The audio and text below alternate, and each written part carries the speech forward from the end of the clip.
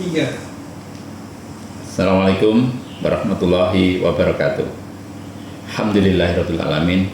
Alhamdulillahilladzi yukhrijuna minadh dhulumati ila nur wa arsala rasulahu bil huda wa dinil haqq yudhhirahu 'ala dini kulli walau karihal musyrikun walahu karihal munafiqun walahu karihal kafirun. Asyhadu an la ilaha illallah wahdahu la syarikalah wa asyhadu anna Muhammadan abduhu wa rasuluh la nabiyya ba'dah.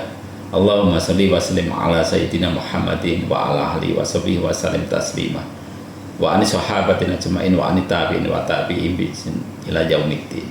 Amma. Saudara-saudara sekalian, ahlan wa sahlan ya Ramadan.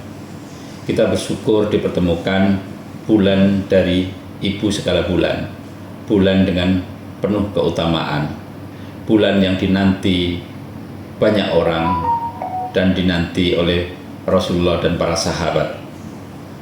Bulan di mana bulan-bulan berikutnya para sahabat dan Rasulullah mempersiapkan diri. Allahumma barik lana fi Sa'ban wa balikna fi Ramadan.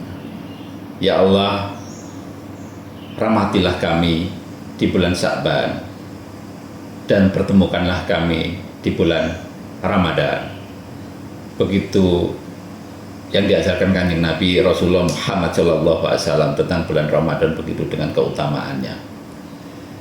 Saudara sekalian, salah satu hadis Rasulullah bersabda, tidak akan disentuh oleh api neraka 4 golongan, yaitu hayyin, yaitu orang-orang yang tawaduk dan tidak sombong. Yang kedua, layyin, golongan orang-orang yang lembut dan tidak kasar. Kemudian yang ketiga, al-qarib, golongan yang dekat dengan manusia. Dan yang terakhir adalah as-sahl, golongan manusia yang suka menolong dan memudahkan urusan orang lain. Hadirin sekalian, saudara-saudara yang berbahagia, 4 golongan ini akan mudah dicapai kalau kita melaksanakan ibadah Ramadan dengan baik dan benar. Al-hayyin, orang-orang yang lembut, orang-orang yang tidak sombong, akan mudah dicapai di bulan ini. Orang-orang tawaduk, orang walaupun kaya tidak memamerkan hartanya, walaupun pinter tidak memamerkan kepintarannya, tetapi justru orangnya tawaduk dan tidak sombong, bisa diterima dan bisa menerima semua golongan orang. Artinya kelompok orang inilah yang kemudian bisa diterima dan bisa menyelesaikan banyak masalah, banyak problem di kalangan umat yang selama ini kita dapatkan. Bukan orang yang menyombongkan diri dan orang-orang yang kemudian suka pamer. Puasa Ramadan menurunkan basal metabolit rate dari manusia.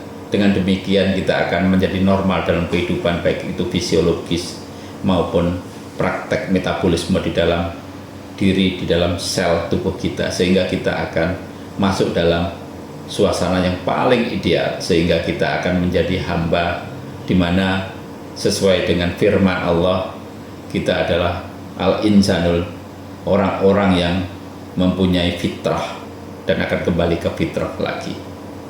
Tidak ada bedanya satu dengan yang lain, tidak suka pamer, sombong maupun menyombongkan diri. Yang kedua, al-layyin, golongan manusia yang lembut dan tidak kasar. Dengan berpuasa Ramadan, dengan mengamalkan ritual Ramadan, dengan ibadah di bulan Ramadan dengan penuh kesungguhan, maka orang akan hatinya menjadi lembut dan tidak kasar. Sebagaimana banyak dikisahkan pada saat orang mencoba untuk mengusik kesabaran kita, orang-orang musyrikin, orang-orang kafir, Rasulullah mengajarkan anna so'imun. Katakanlah kalau ada orang kafir, orang musyrikin, orang yang mengusik kesabaran kita, sampaikan bahwa saya sedang berpuasa. Bukan berarti setelah tidak berpuasa kita terus marah, tidak. Disitulah kelembutan yang ditanamkan oleh Rasulullah kepada para sahabat dan umatnya. Kemudian tidak kasar. Seberat apapun godaan, cobaan, rintangan, hambatan, tantangan diselesaikan dengan lemah lembut, dengan penuh kesantunan, penuh ketawaduan, penuh ketidaksombongan, bukan dengan penuh kekerasan. Karena masalah tidak akan pernah selesai dengan kekerasan. Dan kalaupun selesai, maka orang-orang akan terciderai dengan kekerasan kita. Kemudian yang ketiga, qorib, dekat dengan sesama manusia, karena merasa sama, merasa seperjuangan, merasa seperpenanggungan, merasa lapar bersama, haus bersama, sehingga seolah-olah tidak ada perbedaan satu sama lain, sehingga kita bisa menyatu, dekat dengan sesama orang, bisa saling membantu, tidak membeda-bedakan. Dan disitulah letak kesederhanaan muncul untuk menjadi hamba dan orang insan yang sesungguhnya di antara umat manusia. Dan yang terakhir, as-sahl, memudahkan urusan lain, urusan orang lain. Disitulah puncak dari semua yang kita bicarakan, sehingga suka menolong, suka membantu, suka meringankan orang, justru tidak menambah beban orang, menghambat atau menyakiti orang lain. Disitulah kemudian di akhir Ramadan kita disunahkan, diwajibkan untuk mengeluarkan zakat fitrah. Di dalam bulan Ramadan inilah kita disunahkan untuk memperbanyak amal ibadah, memperbanyak sedekah, infak dan sebagainya.